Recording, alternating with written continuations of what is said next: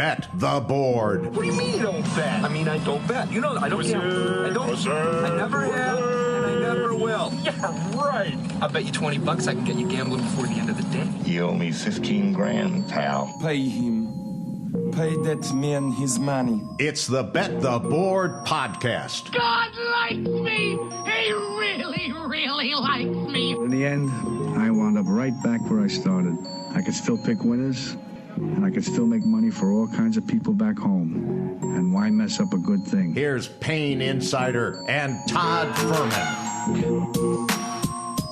Welcome into the Bet the Board podcast, NFL Week 3, Monday Night Football edition. And it's so nice they give it to us twice on Monday night. A pair of games both this week and next for us to break down. I'm your host, Todd Fuhrman, joined as always by my esteemed colleague and co-host on this fine program, Payne Insider. Payne, how goes it this Monday?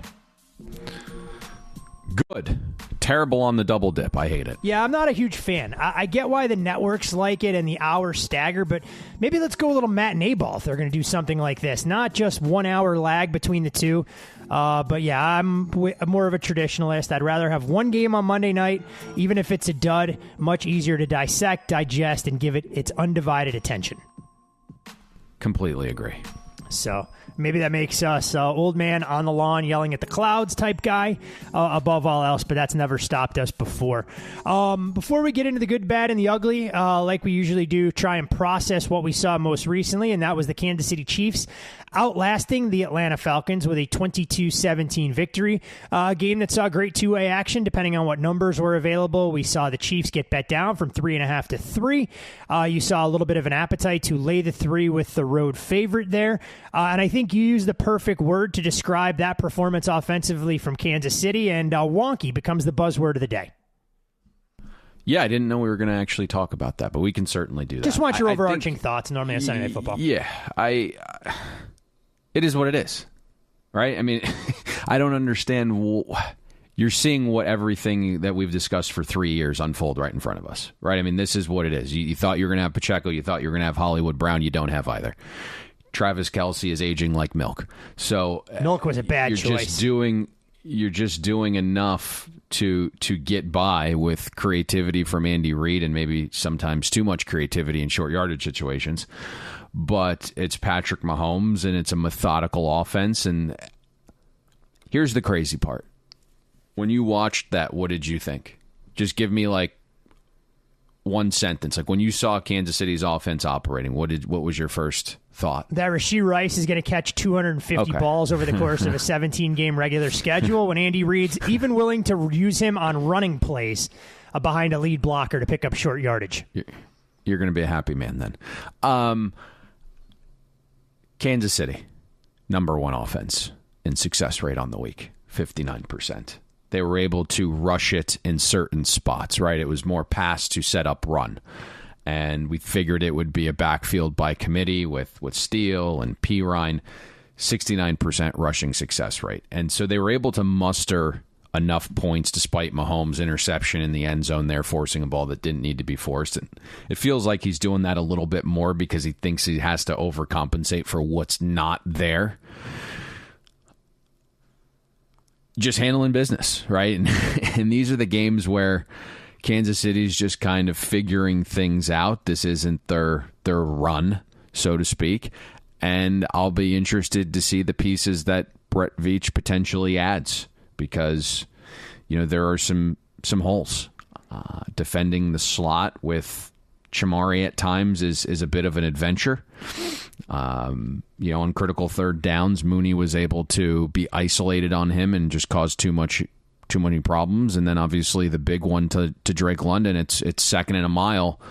We don't really need to bat that ball down. We'll just have London catch it and gain 2 rather than try to bat it down. It goes for 10 and Atlanta's set up in a short yard situation. So the slot position has to get figured out if you're going to play McDuffie out wide. You probably need an extra pass rusher. The run defense has been surprisingly better than expected. And, you know, I'm sure they'll get the left tackle situation figured out, whether it's Wanye or Kingsley or potentially a veteran waiting for a phone call. on the old waiver wire. So, in a league with parity, it's a scary thought that Kansas City can go out there, be figuring things out, and start the season with a 3-0 record to get things going. When we kick off the good, though, we'll go all the way back to Thursday night, and you talk about Travis Kelce aging like milk. The 40-year-old quarterback under center for the New York Jets looked like he was starting to regain his form and swagger on a short week in a dominant performance against the New England Patriots.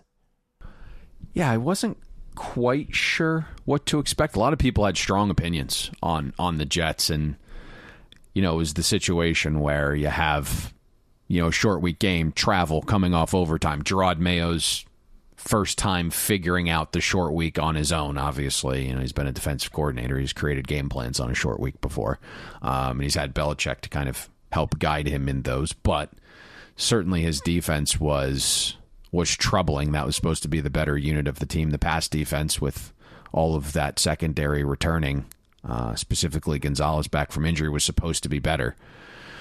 But the Jets were also playing 3 games in 10 days and, had a tough matchup across the country against the 49ers defense. Week 2 against the Titans, there was a lot of individual efforts, which sparked some points there. And I just thought short week, Rodgers looked really spry, and he was great outside the pocket. He was willing to take off and run for the first time.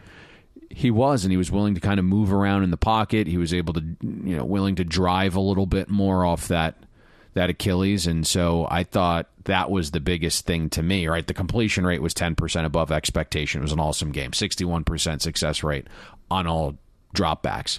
But seeing Rodgers operate outside the pocket, seeing him be a willing runner, that was very surprising to me when you think about his age, when you think about the injury, and then 3 games in 10 days. Look, and you're starting to see a little bit more creativity, too, from the Jets in that game. We had questions about the weapons that needed to emerge. We knew that Garrett Wilson and Breece Hall were going to be the 1-2 dominant combo, but the youngster and Braylon Allen taking some of that workload off of Breece Hall. Mike Williams looked to be more involved in the offense in increasing weeks, and I think it'll open some stuff up for the Jets, especially given the chemistry and relationship that's been built over the years between him and Allen Lazard. So a Jets offense that has the stock arrows pointing up going forward.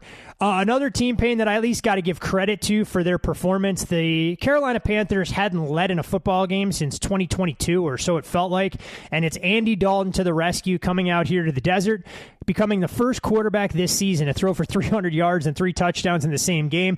Now, look, the Raiders' defensive effort, or lack thereof, had a lot to do with some of that, but Dalton at least looked like the facilitator, got the ball out of his hands, allowed some of the playmakers, most notably Deontay Johnson, to take advantage, and Carolina rolls up 30-plus points on the road in the wake of 2 disappointing performances in the benching of Bryce Young.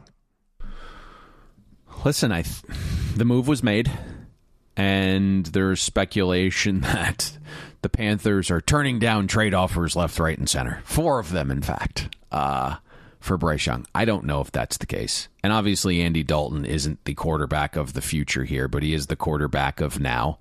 And you had a front office that spent a ton of resources along the offensive line, and they wanted to see those start paying some dividends. And I thought Andy Dalton was obviously fantastic. You mentioned the firsts of many there, 300 yards, 3 touchdowns. But it was more the operation of the offense. It looked like an adult was in the room. He was getting the ball out on time within the confines of the offense. He was hitting guys in stride. And you do feel a little bit bad for Bryce Young, but you could just tell what an adult in the room is. Now, this is probably going to be the best performance we see of Andy Dalton in this Carolina Panthers offense this season. I would think it's a very high bar to clear. I mean, it was a 95th percentile type offensive effort. And I don't know if there's another level from here, but it certainly allows them to be competitive in what seems to be a wide open division.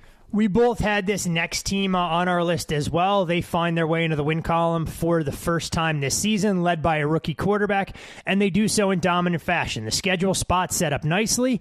They had a tremendous game plan for Bo Nix right out of the gates, 4 for 4, 70 yards on the opening drive, and it allowed the Denver Broncos to take full advantage, marching down the field, playing with a lead from start to finish, and completely clamping down on what Baker Mayfield and the Bucs offense wanted to do. A hat tip to Patrick Surtain and an overall complete effort from the Denver Broncos. Yeah, that was a very, very good effort all the way around. You mentioned Surtain removing Mike Evans, which is what you pay him to do. And he got his big contract extension, so he's a happy camper. But I think offensively, there were some things that you have to like, not necessarily on 4th and goal from the 1. Are you wanting to pitch it outside? But I can't believe that play actually worked. I thought Bo Nix was really efficient through the air, also on the ground. 81 QBR in the day, 50 is average. Bo had a completion rate 4% over expectation, and what I kind of gleaned from that was it wasn't the Oregon offense. Right, there's nearly 7 intended air yards per pass attempt for Bo, so this wasn't a training wheels type of pass game. His legs kept Tampa's defense guessing for most of the game. Didn't take a single stack. And you think about that, right? Without your starting tackle, Mike McGlinchey out, and I just thought there was real growth here for Bo Nix. So it's probably exciting for Broncos fans, and he had some tough matchups too, right? There's probably going to be positive regression, not just by getting your feet wet, but a tick down in competition. I mean, you go on the road to make your first start in Lumen Field, and I think we said it at the time, probably one of the 5 toughest environments or situations to make your debut in, and then you get the Pittsburgh Steelers defense. And now it's a little bit of a respite. You go to Tampa, the home field advantage isn't massive there.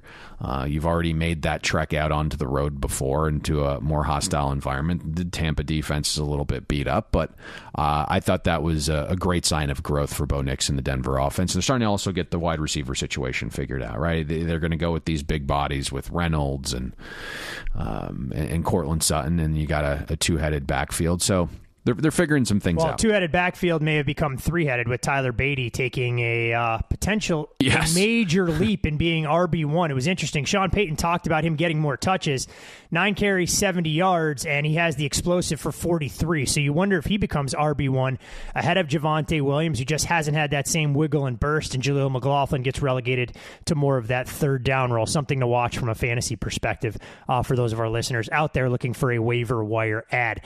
In terms of some of the other good that you noticed over the course of week 3 thus far, what stood out? I think you have to go, there's a couple things. I don't know where you want to go. We can go team or we can go player. I think maybe we lean towards player first just because it's a kid that we've not been high on for multiple seasons, so we kind of want to give him his flowers when there's the opportunity to do that, and I think it's Justin Fields. We hated the Bears pick, right? We've chronicled that for multiple years. But I think Fields has kind of held the fort down here in Pittsburgh, and obviously the defense is leading the charge, but Fields wasn't the planned starter. It's very clear he understands the plan, and he's executing that. He's not putting the defense in bad spots. He's protecting the football. Finally had his first turnover-worthy play through 3 games. But even with that pick against the Chargers, we're looking at Fields 6th in EPA plus completion percentage over expectation for the week. Back-to-back weeks with a QBR above average quarterback play. The schedule of defenses hasn't been a total cupcake either. So I think we have to give some credit to Justin Fields to becoming serviceable and understanding and executing the plan that has been put in front of him. From the micro, then, may as well go to the macro and highlight a team that I know you had on your list. You put together a very complete 4-quarter defensive effort. Yeah, I don't know if it was just defense. I think it was the entire game for Philadelphia, right? The scoreboard lied for the vast majority of that game against New Orleans. Philly dominated both sides of the ball, and you think about the spot in the situation, right? Heartbreaking loss on Monday night. You're traveling to New Orleans. It's a short week. And the Eagles from the opening whistle just dominated, right? Net positive 12% in success rate against the Saints. Net positive 0.19 EPA per play. That Eagles defensive line showed up, and something we had said on the podcast last week about the Eagles defense being far better when they were using 5-man fronts against Atlanta. Wings started using 5-man fronts, and they dominated the Saints offensive line, especially once the starting center, Eric McCoy, was lost after a few plays. Carr was under pressure, had the 3rd worst completion rate relative to expectation of all quarterbacks this week because of that pressure Philadelphia was generating. And you start to think overarching, for as clunky as this has looked at times through 3 games for Philadelphia, and as horrific as Sirianni's decision-making has been, and there was another gaffe in this game, the Eagles are 1 drive away from being 3-0 against a really solid schedule so far. And you look at the landscape in the NFC East that the Eagles have to compete against, and it doesn't appear to be a distinguished threat coming from the Giants, Commanders, or the Cowboys, at least through 3 weeks. We'll see how some of that changes. For me to kind of pivot from the good before we get into the bad, look, I thought there were a couple of notable things that we saw in an entire division from top to bottom, and we can give the Lions credit for what we saw defensively. I mean, they allowed 1 drive to cover more than 60 yards, and that came on the late field goal against the Arizona Cardinals. They held Arizona in check to less than 4 yards per play in the second half, and the Cardinals running backs, we thought could have a very difficult matchup, combined for a grand total of 32 yards on 13 carries. Meanwhile, the Minnesota Vikings, look, we highlighted this coaching staff coming into the season and said that we thought this was a team capable of exceeding expectations at 6.5 wins. Not a ticket that either of us have in our portfolio. Kind of regretting that decision now as they are 3-0 and continue to trend up. They dodge a scare with Sam Darnold going out of the game. We'll see if an MRI this morning yields anything that Minnesota has to be concerned about, but he has no doubt taken to Kevin O'Connell's offense like a fish in water. And then Matt LaFleur, yet again, an outstanding game plan with Malik Willis. Very different than what we saw in his debut where they ran the ball 54 times against the Colts. And Green Bay did enough defensively to allow them to play with the lead in Nashville and knock off the Titans. Yeah, so there's some overlapping here, so I don't know how you want to completely go through this, but Lions' defensive effort I thought was very good, and those are the games that give me the most trouble. And if I could just kind of get away from some of the stuff within the forward-facing ecosystem, you probably land on a game like the Lions. There was a lot of sharp money coming in, especially right before kickoff on the Cardinals, and I just didn't necessarily agree with it based upon the matchup. Kyler has struggled against man coverage. That's what you're going to get from an Aaron Glenn defense. I thought there would be some pressure on Kyler as well. And then on the other side of the ball, I figured you have an offensive coordinator who isn't necessarily pushing all the right buttons, but is very cognizant to what a game plan needs to be relative to the opponent. And so I thought the Lions would get back to their ground and pound, and they did just that. I mean, there's no hiding this. Arizona has been better than expectation. However, that defensive front is still a massive problem. So it was a good matchup for the Lions. The Vikings, I mean, listen, it's one of the best coached teams in the league. We mentioned it last week. We can kind of bang the drum again, so it's not overly surprising. I was going to talk about CJ Stroud and the bad, and so maybe this is the good transition. Perfect segue to go from the Vikings getting credit, but at the same time, there were some concerns that have been raised by the Texans and their head coach about what the team is doing or not doing from a protection standpoint. Yeah, there's a very tough environment to play in. And I just remember a couple years ago talking about this being the best home field advantage, Minnesota, that is, and how they built the stadium and how they've built some noise reflection stuff that, you know, if the fans go nuts, it's going to bounce basically off these reflectors onto the field. And it's far and away our largest home field advantage. And I got questioned about that, you know, via DM from multiple pro bettors. And now you're starting to see, I mean, Laramie Tunzel, I think, what do you have, 4 penalties? Himself. And so it's just a very, very tough environment. And we did see CJ Stroud struggle some against Matt Eberflus's coverages last Sunday night. And there was a stretch where Stroud just kind of looked puzzled. You could see it on his face. He just looked lost at times. And I think Brian Flores spotted some of that in the tape. There were multiple bettors who have some influence on the market who liked the Texans this week. But what kept me off, thankfully, was you think about the situation.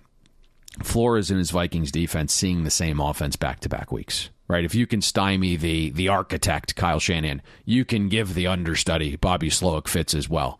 And when you give professionals multiple weeks to prepare for virtually the same offense and you have a live test against it, the second time around, it's going to look like it did yesterday. CJ Stroud was only successful in 31% of his dropbacks. He had a completion rate 4% below expectation. I mean, Flores neutered the Shanahan system twice in as many weeks here. So this is kind of a kudos again to the Vikings coaching staff.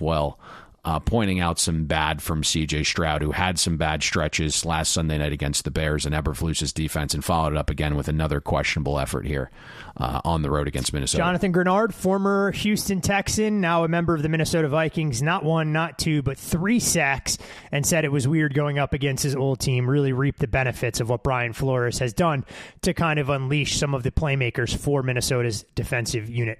We talk about bad stretches for offenses. This is looking to be a bad signing, not just a bad stretch.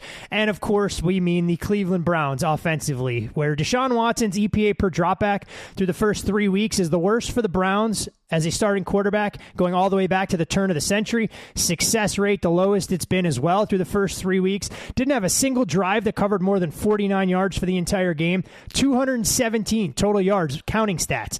And that included being spotted a 7-0 lead against the Giants, who fumbled the opening kickoff. 3.4 yards per play, converted 4 of 14 third downs. Look, I know Deshaun Watson isn't the only problem in Cleveland, but he is a big part of everything that's going wrong for Kevin Stefanski's offense. It's a really tough watch right now. I mean, and I don't want to make excuses for the guy, but I don't know if it's completely on Stefanski. And I understand you look around the league, and there's certain coaches that are maximizing the most of what they have. There's a very clear delta between the guys knowing the talent they have, right? We just saw Matt LaFleur devise a game plan back-to-back weeks and get wins with Malik Willis, who was a third-string quarterback that effectively got tossed to the garbage heap.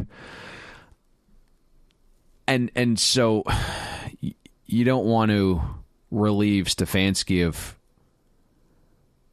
of all the issues here. But, I mean, the O-line is a revolving door with these injuries right now. There is no run game to speak of. And Deshaun Watson's a bottom 10 QB in this league, and Amari Cooper's playing through injuries like he usually does.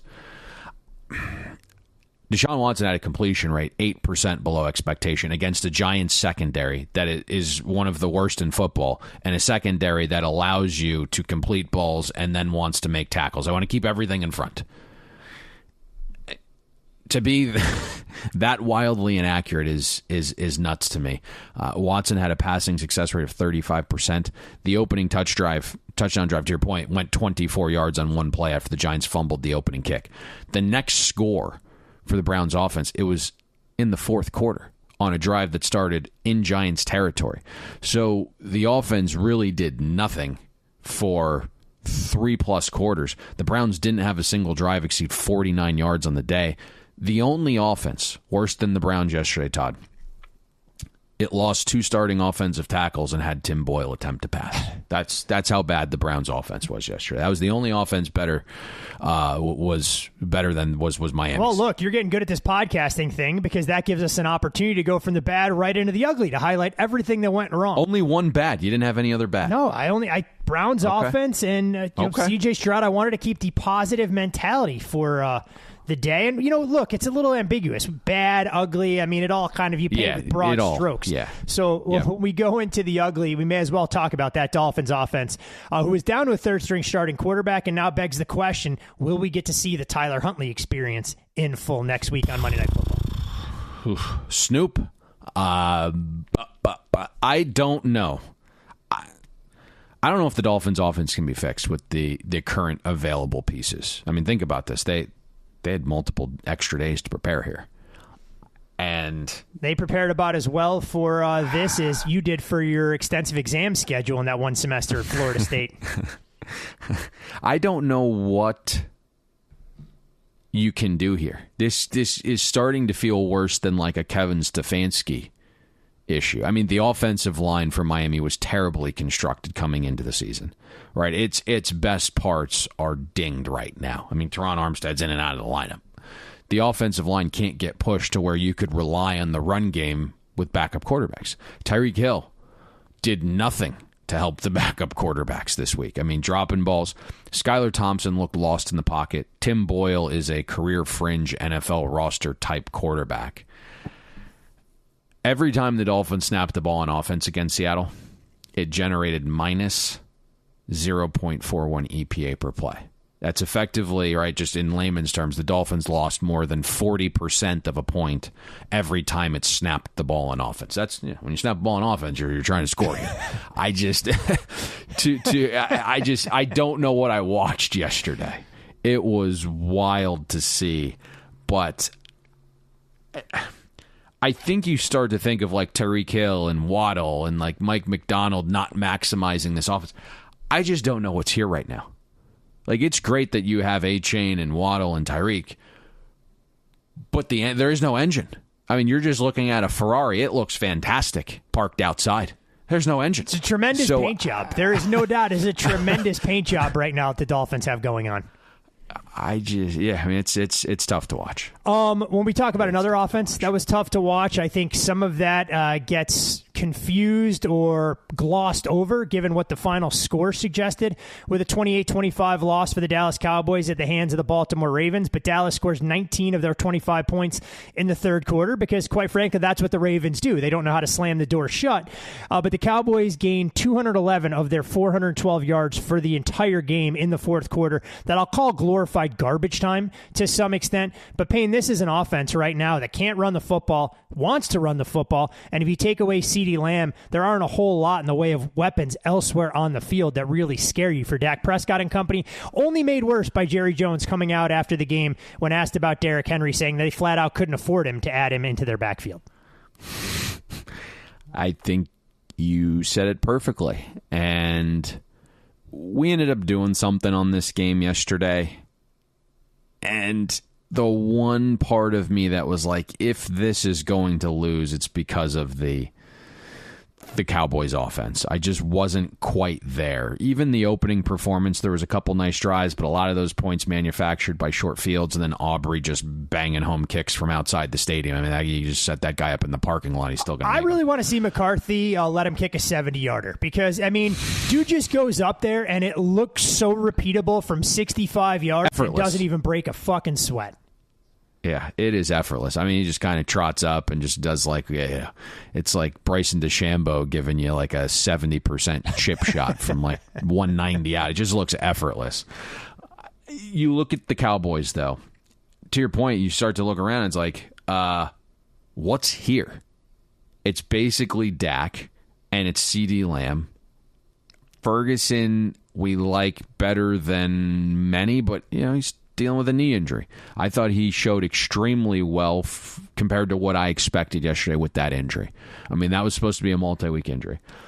Cooks is not that guy anymore. Yeah, right. So through three quarters, the Cowboys generated a 36% success rate. They had a negative EPA in terms of dropbacks through three quarters, negative EPA per rush through three quarters. And Mike McCarthy continues to try to establish a ground game that is just not going to yield much wine from the fruit, so to speak. 21% rushing success rate the first three quarters. You don't have a competent running back on the roster. The O-line's getting no push. And I don't really think teams are threatened by the throw game right now. So that's kind of where we're at with Dallas. Short week game. You have a defense that you could probably get right against. This should be a spot where you showed to have success last season against this defense. So Thursday night's a big night for the Cowboys. It sure is, and a game we'll touch on pretty quickly because we've seen the market respond accordingly, given the Cowboys and Giants slightly disparate results. In terms of other ugly performances, where do you want to take us? Yeah, I mean, there's no hiding it. I mean, we were on the Titans. A lot of professional bettors were on the Titans. You start to feel good anytime you can lay minus 120 on a money line or lay 1.5 and watch the game close 3, right? I mean, that's the entire goal of this. But, I mean, the Titans were outcoached. They were outsmarted. Titans players were out-physicaled, right? Their season's on the line, and I just didn't see that effort. The defense in the first half was abused. It just looked like Green Bay wanted it more, and it didn't matter that you could beat the market here. The Titans offense, third worst of the week, behind only the Browns and Dolphins. And I think, at some point, the Titans have to go to Mason Rudolph. And I would imagine seeing Andy Dalton and the Panthers successfully make that change would push the Titans over the top and do the same, because you're seeing Brian Callahan on the sidelines, and I get he's a first-time head coach, but he's wearing his emotions on his sleeve. You can just tell. He is just dumbfounded by the decisions that Will Levis makes at times. And there's chatter within that locker room that everyone knows Mason Rudolph is the better option. And I honestly thought after the pick 6, season on the line, it's still 17-7, your defense got a couple stops, that probably would have been the time to go to Mason Rudolph. Because what you're saying right now is Brian Callahan not having an ability to actually run the offense that he wants, right, that we envisioned. He's just not doing that because he can't trust Will Levis. And I think the interesting part is not only is Rudolph a professional and probably going to be far more accurate and be able to operate an offense, there could be some untapped potential there, right? I mean, a lot of the data we have and priors we have on Mason Rudolph, it's running a Steelers offense with Matt Canada, right? And so there could be a little bit of something there where we see elevated play from what Rudolph's past potentially would dictate his future to yield. Look, I mean, we've seen enough of the Will Levis experience through the first 3 weeks. I think the Titans have to realize internally that they don't have their guy that's going to be a franchise quarterback. And in that division right now, I mean, yes, you're 0-3. The Houston Texans don't look unbeatable, and I don't think the Titans have aspirations or, at this point, delusions of winning that division. But you'd like to be competitive, and suddenly you're dealt an ace up your sleeve with extra time to prepare Monday night on the road against the Dolphins team that we're not sure what they're going to look like along their offensive line or under center. You can It's the exact same situation as Carolina. Oh, right? 100%. The front office made signings this season that said, hey, we're going to compete this year. And this is at least a head coach that did not draft its quarterback, similar to what's going on in Carolina. This is a team that has a veteran quarterback that knows how to operate an offense, just like in Carolina. I mean, the situations are shockingly very, very similar. There's definitely a lot of overlap and reasons to think that a precedent has been established to try and save your season this early on in the campaign.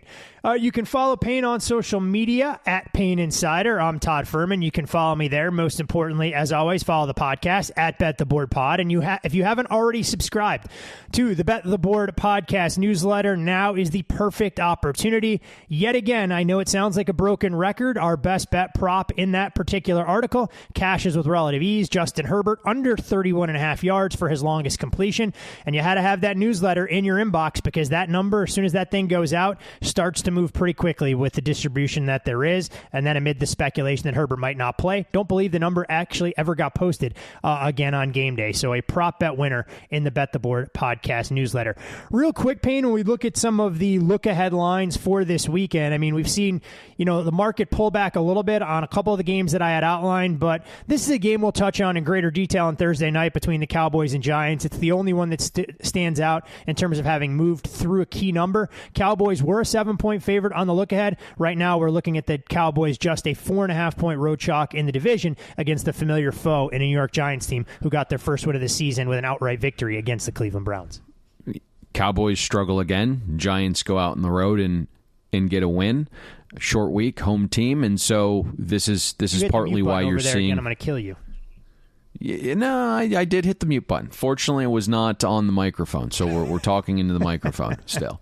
But just kind of what I was saying there was, you get two drastically different results. Right, Giants win on the road as an underdog. Cowboys lose at home in a virtual pick'em game, and so there has to be a little bit of a market adjustment here. It does look like Daniel Jones is starting to have his play elevate because Malik Neighbors is growing, and you have a decent backfield in Singletary. I think the offensive line is slightly improved. And, there's some positives there. The Giants have a decent front as well. I don't know if their secondary will be able to hold up. But again, we kind of just talked about this Cowboys passing attack. It's basically CeeDee Lamb. So I know a game will break down on Thursday a little bit deeper, so no need to to go too far into this. All right, a pair of Monday Night Football games that we have on the docket. We won't do full deep dives for all of these. We'll try and attack them from some of the most interesting. Ooh, you skipped the other one. Okay. Yeah. Todd's itching. Todd got a note somewhere. No, I did not get a note somewhere, but the number and looks... Todd is like, boy, I don't want to share this information. I had nothing to do with that. I have no exposure to that particular game whatsoever. But we saw that game get down to a lower price point and start to come back. Where are we at now? Because I don't have my odds screen in front of me. I've tried to. We're at 2.5 painted on that game. Okay. The game Todd was Bears, had on Bears, the Rams. list here. It was Rams Bears. It was Rams Bears. The look ahead was 4. It was 1.5 this morning. It's now 2.5. The old Chicago guy here, Todd, was trying to. Yeah, you know me, the Chicago Bears apologist on this listeners. podcast, because I live and breathe with the Bears team, who I'm convinced the fans there want to run Shane Waldron, Matt Eberflus, and potentially Caleb Williams out of town after 3 games. When we warned them about the coach offensive coordinator combination, probably not the best to go into a season with a defensive-minded head coach, an offensive coordinator with a checkered past, instead of just completely overhauling the regime to give Caleb Williams the tools he needs to be successful in his first season.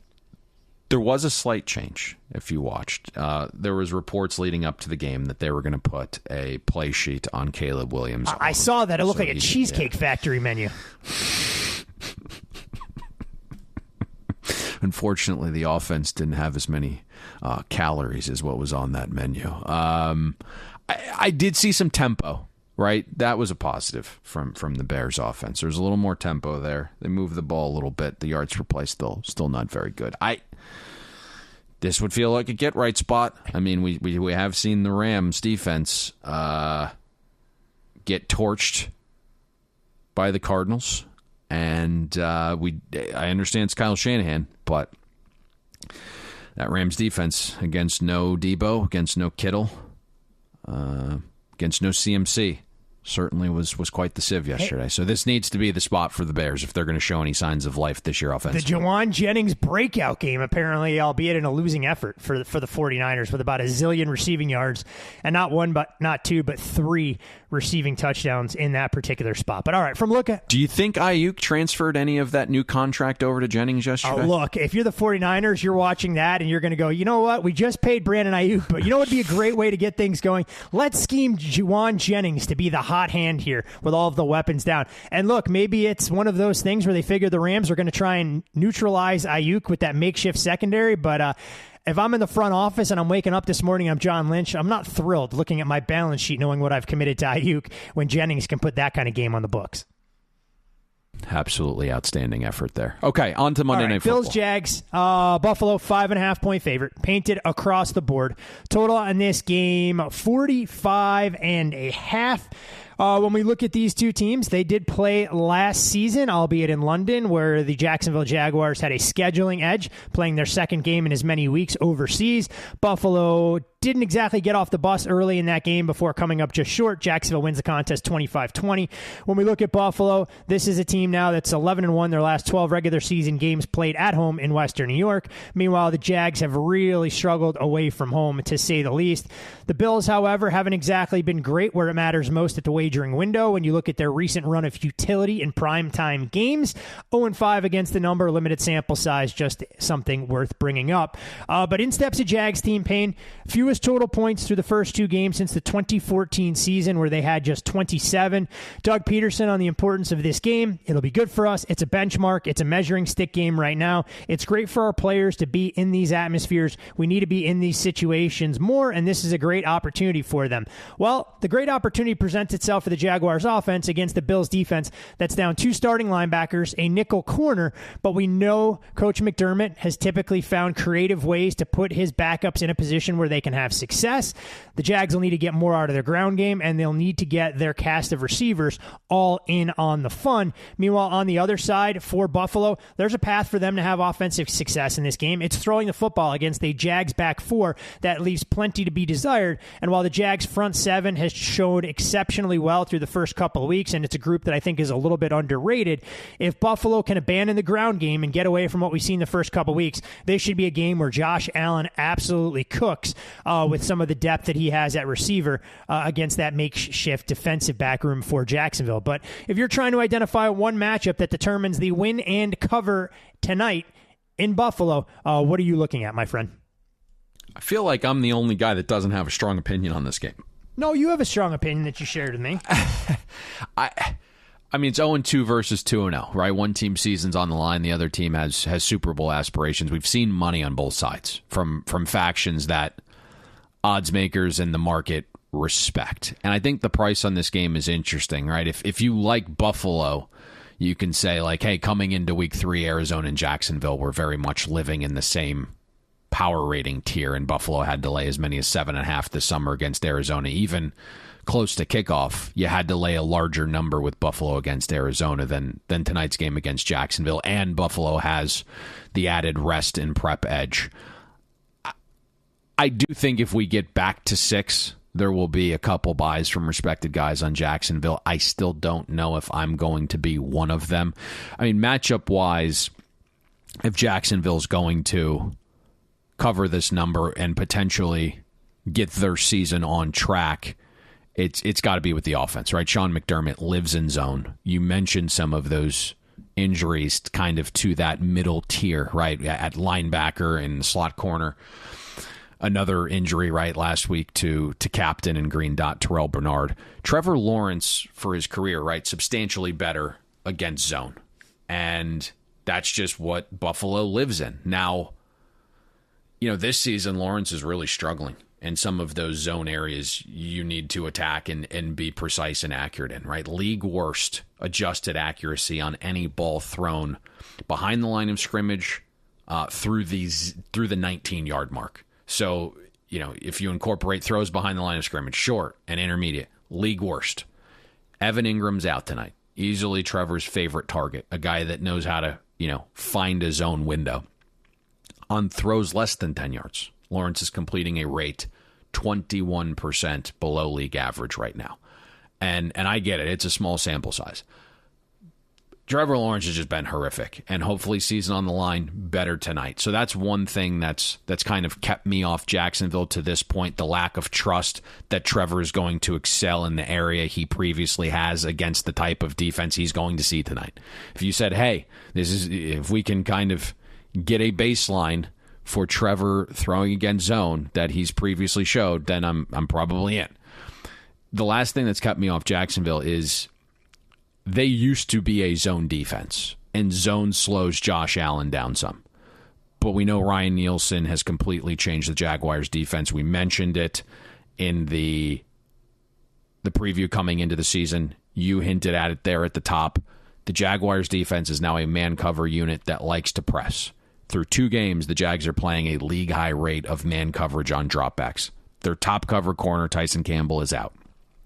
And the other 2 teams that Buffalo has played, Arizona and Miami, have smartly elected to play zone against Josh Allen. Because when you play man, Josh Allen is a willing runner. His scramble rate doubles. He's got 3 touchdowns on 16 pass attempts first man so far this season. Teams have understood you can't play man against Josh Allen. And so maybe Nielsen throws a curveball here. I don't know, but I don't love the idea of playing man against Josh Allen in this offense. Now, I do think there's some loads of variance, and it all comes up front. And this is also why there's a little bit of a battle on this game. It comes down to what you believe to be true. You mentioned the Jaguars' defensive front. It's no doubt been feisty, above league average in both pass rush win rate and run stop win rate. No doubt the other Josh Allen and Trayvon Walker just ooze talent.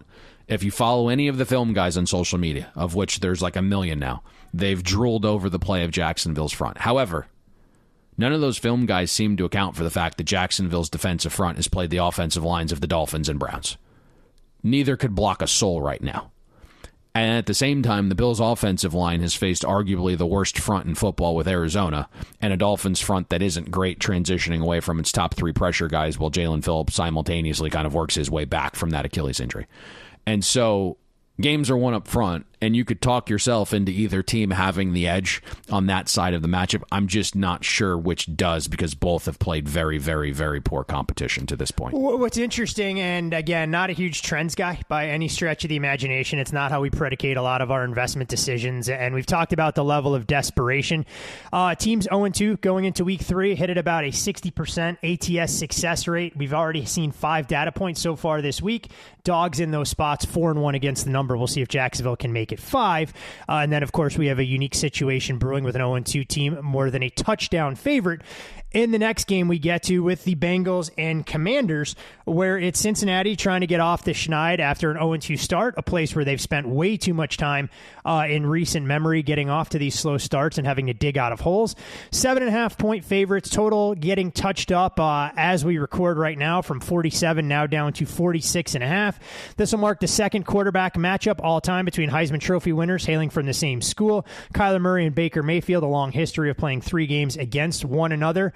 The Commanders, with a win over the Giants, snapped a 9-game losing streak. It was tied for the second longest in team history. When we look at rookie quarterbacks starting in prime time going back to 2022, the straight-up wins haven't been there, but the covers have. Those rookies have gone 13-4-1 against the number. When we look at Jaden Daniels, look, he's been a willing and able runner so far this season. We saw the Commanders consistently move the football against the Giants, just weren't able to turn those drives into touchdowns, kicking nothing but field goals, to use your term, like an EPL match. But it was Brian Robinson, a career-high 133 rushing yards in the win over the Giants. The Commanders have said their goal is to get Scary Terry McLaurin more involved in the offense. Just 8 catches for 39 yards so far this season. Longest reception, a grand total of 12 yards. Defensively for the Commanders, look, this is a group that's not going to wow anybody. They're outside the top 20 in total defense. Things don't get better when the only player on their roster that has a sack is going to miss the game here. So you'd have to think that Washington wants to shorten the game, run the football, keep Joe Burrow and company on the sidelines. And this, Payne, is a Bengals offense that, with Joe Burrow, now with a few more weapons at his disposal. T. Higgins trending up, should be out there. We saw Andre Yoshivas with 2 touchdown catches, showing that he can fill that Tyler Boyd role. Eric All flashed a little bit, and you have to think that he'll phase out Mike Gesicki as the season progresses. The backfield situation remains as muddled as it's ever been in terms of who the Bengals feel their bell cow back is. And defensively for Cincinnati, look, they're an absolute mash unit, and this is an avenue where the Commanders should be able to run the football. But throwing a lot out there at you, what's the one matchup you're most intrigued to see as Washington will do battle with the Cincinnati Bengals tonight?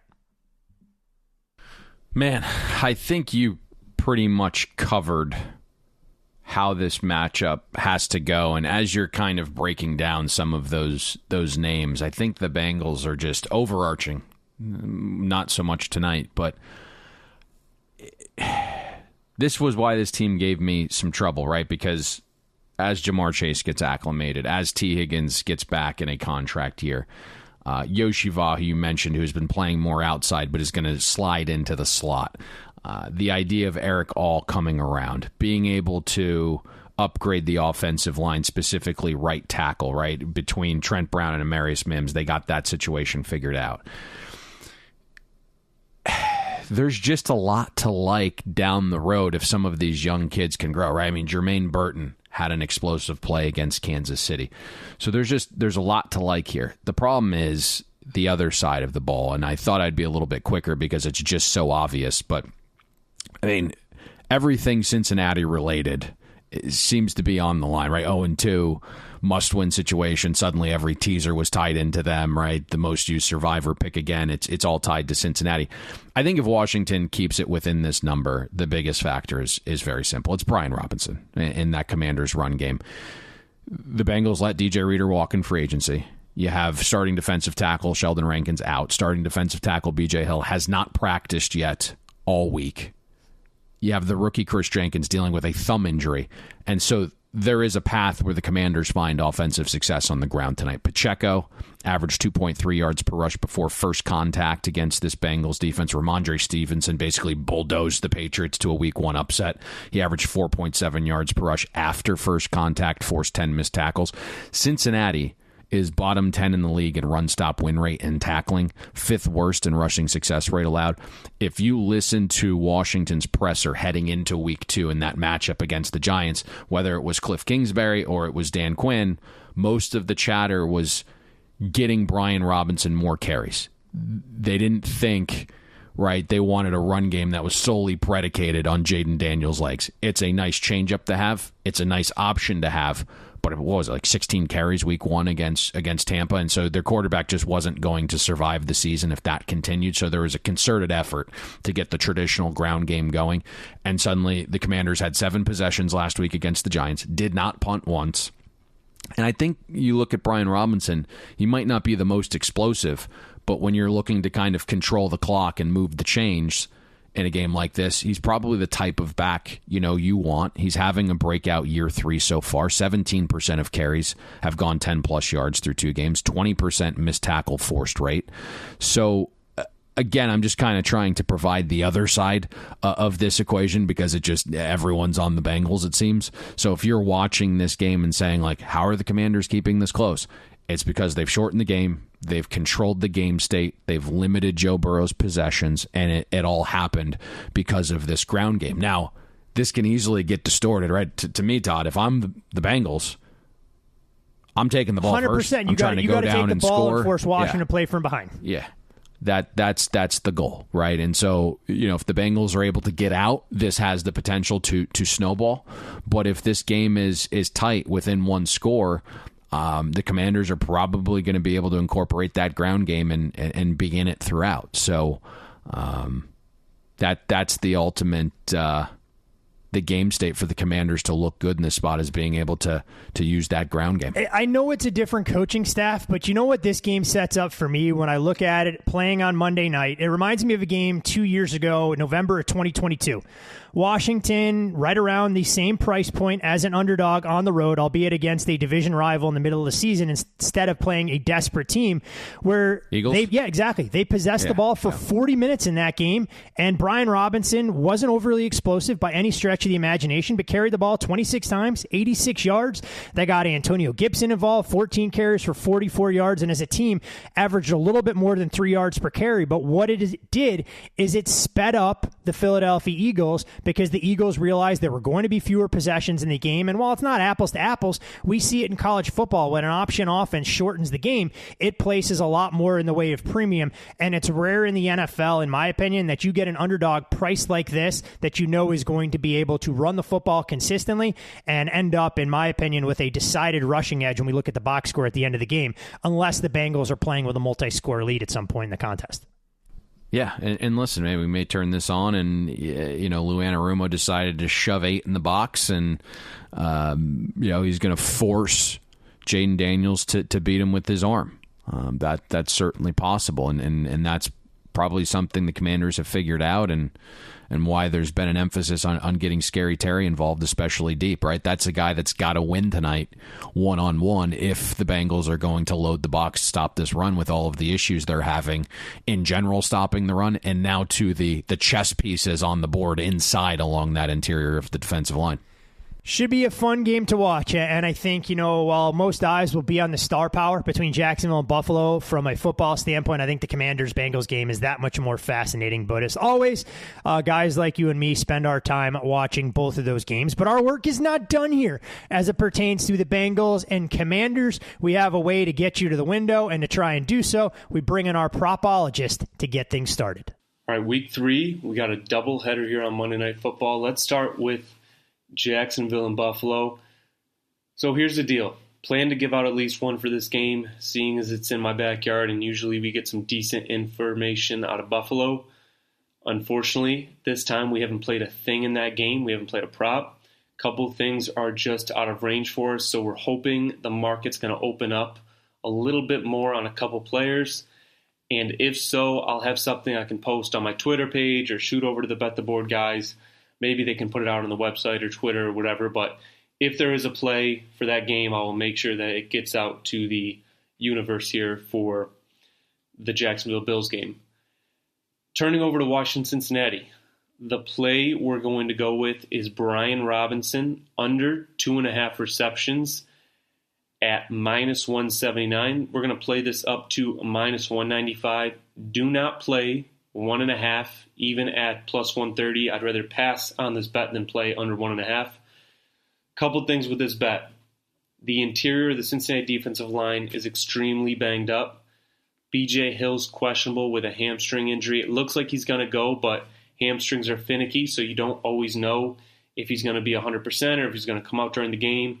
Sheldon Rankins is out, and rookie Chris Jenkins is going to play with a club on his hand. This is a unit that lost DJ Reader in the offseason and has struggled versus the run. They're 25th in rush EPA defense, 21st in run stop win rate, and 27th in defensive line yards. And what has Washington done well this year? They've ran the football. Yes, some of their positive metrics are due to Jaden Daniels and his explosiveness, but Washington is 4th in offensive rush EPA. They're 8th in run block win rate and 10th in adjusted line yards. And they did this against a healthy Tampa Bay front seven and a New York Giants front seven who just wreaked havoc on the Browns yesterday. So this offensive line is moving people for Washington. Brian Robinson's averaging 6.0 yards per rush attempt. And if you want to save your horrific pass defense from Joe Burrow, you need to control this game on the ground and keep your defense off the field. You do this by running the football right at the interior of Cincy's defensive line. And when we look at Washington, they already have a pass-catching back. His name's Austin Eckler. So should this game get out of hand and Washington's playing catch-up, they have Eckler to fill that role as the 2-minute offense, quick-pace style running back who can pick up chunks in the pass game. So we like Brian Robinson to stay under 2.5 receptions. Again, that price is available at -179. Plenty of -180s, -185s out there. We're going to play this up to -195. Best of luck, and look for a Jacksonville Bills prop later on in the day. Good luck, guys. Well, it looks like young Billy on a similar wavelength as the way we've broken down the game, that if Brian Robinson is going to be a runner in this contest, Payne, it's going to minimize his opportunities to catch balls out of the backfield. That would seem right. Yeah, that would seem right. And he did text me this morning about the juice. He's like, are people going to complain? And I didn't say anything, and I'm sure people will complain, but I have this conversation all the time. People probably would have been upset by the juice attached with KJ Osborne's under 2.5 receptions on Thursday night. It then closes at 1.5 receptions. So I guess my point here is, like, if a stock should be $4, buying at $1.79 is probably a good buy. This is a price thing, right? And so you kind of just get traditional in the mindset of like, hey, everything's -110 in football. That's what we need to adhere to. And so, listen, if you're laying -110 in a game that should be -112, it's certainly not as good as laying -179 in something that should be -250. And I think that's something new bettors struggle with a little bit, candidly. So I don't see an issue with the juice that our good buddy Billy was maybe a little concerned by. The value in getting, look, I understand where he's coming from. The value in getting that extra catch working to your advantage goes a long, long way. And to your point, when you look at the way that the sports betting space has evolved, or the term I'll use instead is devolved, people don't realize how much juice they're actually paying for their single game parlays. It's just baked in there as a recipe in the cake that nobody is truly paying attention to. But different discussion, different day. I don't want. Yeah, we never actually get to that day, though. You know that? That day is coming, Payne. It's called a teaser. You kick the can down the road. The day is eventually 11 years of teasers. The day is eventually coming. Like any great drama series, you have to build up to that. And so when this series comes to an end, 15, 20, 25, 30 years down the road, we'll have plenty of material for our final send-off, much like Seinfeld. That, I was going to say, where this conversation was going, it seemed like you grew accepting of what potentially could be coming, but then you went the complete opposite route of the 25 year thing. I had to try and lure you in and cast you back into the pond to try and get you going on a Monday morning. But all right, we've covered plenty of ground. Recap of week 3, the good, the bad, and the ugly, some look ahead discussion, and of course a breakdown of both games, along with a way that we feel gives you the best opportunity to get to the window as bettors with this tandem of contests. So for Billy Attridge, you can follow him on social media at Watt_05. You can follow Payne there as well at Payne Insider. I'm Todd Fuhrman.